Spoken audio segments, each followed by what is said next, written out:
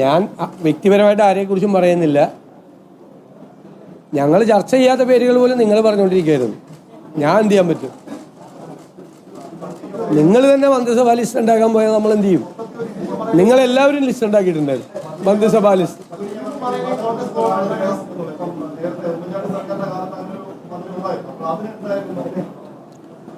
കഴിഞ്ഞ മന്ത്രിസഭയിൽ പട്ടികജാതി മന്ത്രി ഉണ്ടായിരുന്നില്ല. അവസാനം ഉണ്ടായിരുന്നോ? ചരിത്രത്തിൽ ആദ്യമായി 2 പട്ടികജാതി മന്ത്രിമാർ വരികയാണ്. സമീപകാലത്തെ ചരിത്രത്തിൽ ആദ്യമായി കോൺഗ്രസ് മന്ത്രിസഭയിൽ 2 സ്ത്രീകൾ വരികയാണ്. ഒരു ഡെപ്യൂട്ടി സ്പീക്കർ നഫീസത്ത് ബീവിയെ കഴിഞ്ഞതിന് ശേഷം ഒരു ഡെപ്യൂട്ടി സ്പീക്കർ, മുതിർന്ന നേതാവായിരുന്നു നഫീസത്ത് ബീവി അല്ലേ, ഒരു ഡെപ്യൂട്ടി സ്പീക്കർ ഒരു വനിത കൂടി വരികയാണ്. ഒന്നും ശ്രദ്ധിച്ചില്ല.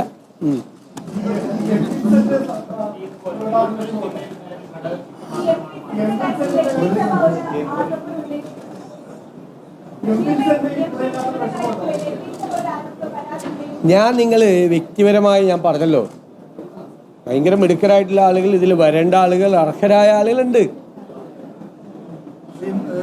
നോക്കട്ടെ, ഇന്ദിരാ ഗ്യാരണ്ടിയുമായി ബന്ധപ്പെട്ട പ്രഖ്യാപനം ഉണ്ടാകുമോ അതോ മറ്റ് പ്രധാനപ്പെട്ട ജനകീയ പ്രഖ്യാപനം?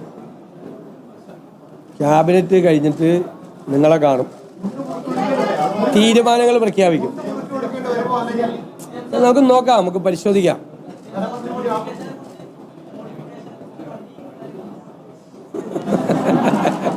നമുക്ക് പറഞ്ഞിട്ടുണ്ടെങ്കിൽ അത് പറഞ്ഞിട്ടുണ്ടല്ലോ, അങ്ങനെ നടക്കുമല്ലോ. പറഞ്ഞതൊക്കെ നടത്താനല്ലേ നമ്മൾ വന്നിരിക്കുന്നത് അല്ലേ?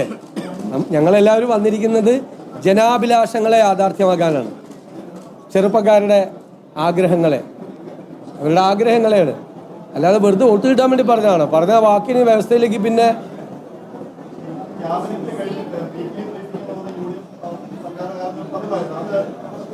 നോക്കാം, നമുക്ക് ആലോചിക്കാം. എന്തായാലും ഞാൻ നിങ്ങളെ കാണാതെ പോണ ആളല്ലല്ലോ. ഇന്നലെ ഇന്നും മിനിങ്ങാന്നുമായിട്ട് എത്ര പ്രാവശ്യം നിങ്ങളെ കണ്ട് ലോകത്താരിൽ ഇങ്ങനെ കണ്ടിട്ടുണ്ടോ?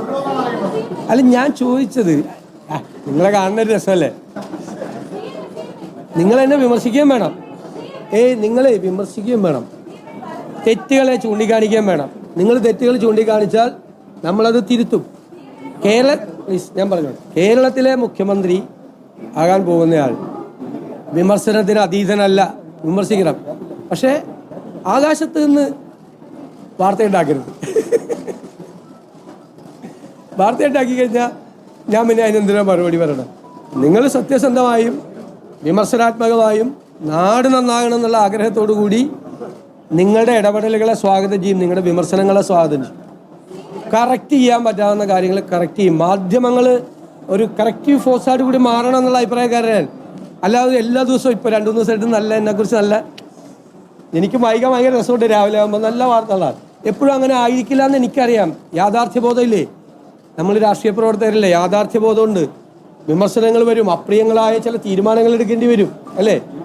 നാടിൻ്റെ നന്മയ്ക്ക് വേണ്ടി, നാടിൻ്റെ പുരോഗതിക്ക് വേണ്ടി ചിലപ്പോൾ അപ്രിയങ്ങളായ തീരുമാനങ്ങൾ എടുക്കേണ്ടി വരും. അപ്പോൾ അതൊക്കെ നമുക്ക് ഗംഭീരാക്കാം. അത് നിങ്ങളെല്ലാവരും കൂടി സഹകരിക്കണം. നിങ്ങൾ ആലോചിക്കണം, ഒരു പുതുയുഗ കേരളത്തിന് തുടക്കമിടാൻ വേണ്ടിയിട്ടാണ് UDF വരുന്നത്. അത് ഞങ്ങളുടെ മാത്രം ഉത്തരവാദിത്വമല്ല, നിങ്ങളുടെ കൂടി ഉത്തരവാദിത്വമാണ്, മാധ്യമങ്ങളുടെ കൂടെ ഉത്തരവാദിത്വമാണ്. അപ്പോൾ അത്തരം കാര്യങ്ങളിൽ ഒരു പോസിറ്റീവ് അപ്രോച്ച് നിങ്ങളുടെ ഭാഗത്ത് നിന്ന് ഉണ്ടാകണം. ഞാൻ നിങ്ങളോട് മാത്രമല്ല, മാധ്യമങ്ങളോട് മൊത്തമായിട്ട് ഞാൻ അത് പറയാം. നല്ല കാര്യങ്ങൾ വരുമ്പോൾ നമുക്കതിനെ പ്രോത്സാഹിപ്പിക്കുകയും നല്ല രീതിയിൽ ചെയ്യുകയും ചെയ്യാം. തെറ്റായ കാര്യങ്ങൾ വരുമ്പോൾ നിങ്ങൾ വിമർശിച്ചാൽ എന്താ, അത് വേണം എന്നുള്ള അഭിപ്രായമാണ് ആ അഭിപ്രായമാണ്. ഞാൻ നെഹ്റുവിയനാണ്, നിങ്ങൾക്ക് അറിയില്ലേ? ഇല്ലേ? നെഹ്റുവിയൻ സോഷ്യലിസ്റ്റാണ് ഞാൻ. കാർട്ടൂണിസ്റ്റ് ശങ്കർ അദ്ദേഹത്തെക്കുറിച്ച് കാർട്ടൂൺ വരയ്ക്കാതെ വിമർശിച്ച് കാർട്ടൂൺ വരയ്ക്കാത്തതിന് പരിഭവം പറഞ്ഞ ആളാണ്. അദ്ദേഹത്തെ ഇഷ്ടപ്പെടുന്ന ഒരാളാണ് ഞാൻ.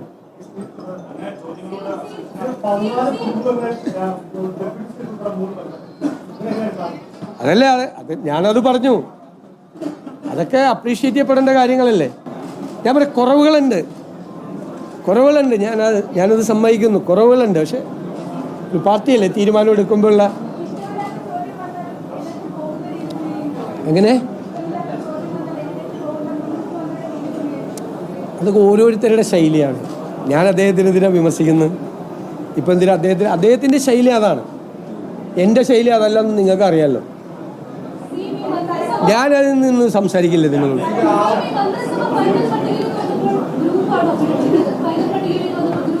വേണമെങ്കിൽ നോക്കാം, അങ്ങനത്തെ ഒരു വാർത്ത കൊടുക്കാം, അത് നിങ്ങളുടെ സ്വാതന്ത്ര്യം. ഇതിൻ്റെ അകത്ത് എന്ത് ഗ്രൂപ്പാണുള്ളത്? ഏത് ഗ്രൂപ്പാണ് ഇതിനകത്തുള്ളത്? നിങ്ങൾ നോക്ക്, ഒരു കോൺഗ്രസ് നേതാവും ഒരു വ്യക്തിക്ക് വേണ്ടിയിട്ടും ഒരു അനാവശ്യമായ സമ്മർദ്ദം ചെലുത്തിയിട്ടില്ല. ഞങ്ങൾ ഒരുമിച്ചിരുന്ന് 10 മിനിറ്റ് കൊണ്ടാണ് ആദ്യത്തെ പേരുകൾ എഴുതിയത്. അവസാനം 1-2 പേരുകൾ, 2-3 പേരുകൾ ഞാൻ നേരത്തെ പറഞ്ഞ ചില മാനദണ്ഡങ്ങൾ കൂടി കണക്കാക്കി അതിൻ്റെ എല്ലാ കാര്യങ്ങളും കൂടി ചർച്ച ചെയ്തിട്ടാണ് ആ തീരുമാനമെടുത്തത്. മനസ്സിലായല്ലോ? അല്ലാതെ വീതം വെപ്പല്ല. ഏത് ഗ്രൂപ്പാണ് വീതം വയ്ക്കാൻ? ഒരു ഗ്രൂപ്പുമില്ല.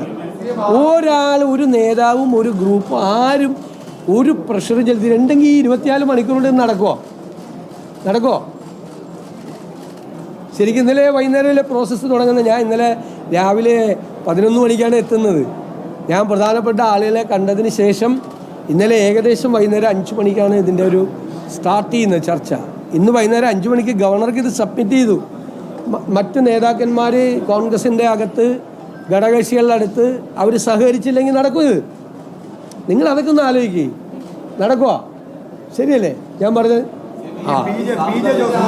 പ്രതിനിധി മന്ത്രിസഭയില്ല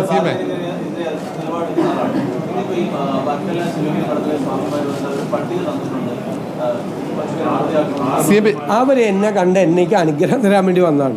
ഒരു പട്ടികം തരാൻ വന്നല്ലോ. അതെനിക്കറിയില്ല. എനിക്കൊരു പട്ടികം എൻ്റെ കയ്യിൽ തന്നിട്ടില്ല. അവരെന്നെ വന്ന് അനുഗ്രഹിച്ചിട്ട് പോയി. ഞാൻ അവിടെ ചെല്ലാന്ന് പറഞ്ഞു, ശിവഗിരിയിൽ എന്ന് പറഞ്ഞു. അപ്പോൾ അവർക്ക് തീർച്ചയായിട്ടും ആഗ്രഹങ്ങളുണ്ടാവും എല്ലാവർക്കും, അവരെ കൂടെ പ്രതിദാനം ചെയ്യുന്നത്. ഞാൻ ചോദിക്കട്ടെ, നിങ്ങൾ എടുത്തൊന്ന് നോക്ക്. ഇതിന് മുമ്പുണ്ടായിരുന്ന UDF മന്ത്രിസഭയിൽ ഉണ്ടായിരുന്നതിനേക്കാൾ കൂടുതൽ അംഗങ്ങൾ കൂടി ആണോ? പിന്നെ ഈഴവ സമുദായത്തിൻ്റെ അല്ലേ ഉദ്ദേശിച്ച് നിങ്ങൾ പറഞ്ഞത്? പ്രാതിനിധ്യം കൂടി. പിന്നെ മുഖ്യമന്ത്രിയേക്കാൾ വലിയ ശ്രീനാരായണീയൻ ആരാളുള്ളത്? ഞാൻ ഭയങ്കര ശ്രീനാരായണീയനാണ്. ഞാൻ ശിവഗിരി അദ്ദേഹത്തോട് പറഞ്ഞു, എനിക്ക് ആദ്യമായിട്ട് 5ാം ക്ലാസ്സിൽ പഠിക്കുമ്പോൾ ഒരു സമ്മാനം കിട്ടിയത്, അത് ഗുരുദർശനത്തെക്കുറിച്ച് ഉപന്യാസം എഴുതിയതിനാണ്. 5ാം ക്ലാസ്സിൽ പഠിക്കും, ആദ്യത്തെ സമ്മാനമാണ് കിട്ടിയത്. പിന്നെ എന്താ കാര്യം, ഈ RMPയുടെ പ്രതിനിധി മന്ത്രിസഭയിൽ അദ്ദേഹം പരിണതപ്രജ്ഞനായ രാഷ്ട്രീയ നേതാവാണ്. കഴിഞ്ഞ തെരഞ്ഞെടുപ്പിൽ 2 സീറ്റ് കോൺഗ്രസിന് വിട്ടുതരാൻ സൗമനസ്യം കാണിച്ച രാഷ്ട്രീയ നേതാവാണ്. ഈ UDFലെ ഏറ്റവും മുതിർന്ന നേതാവാണ്. എല്ലാ അനുഗ്രഹങ്ങളും എല്ലാ ഗൈഡൻസും ഞങ്ങൾക്ക് തരുന്ന ആളാണ്. അദ്ദേഹത്തെയൊക്കെ നമ്മൾ കൈകാര്യം ചെയ്യാലല്ലോ. RMPയുടെ പ്രതിനിധി KK രമ അവർ മന്ത്രിസഭയിലേക്ക് താല്പര്യമില്ല എന്ന് അറിയിച്ചതാണോ? എങ്ങനെയാണ് അത്? ഇല്ല, അവർ UDFലുള്ള കക്ഷിയല്ലല്ലോ, UDFൽ പുറത്ത് നിൽക്കുന്ന കക്ഷിയാണ്. ശരിയപ്പോൾ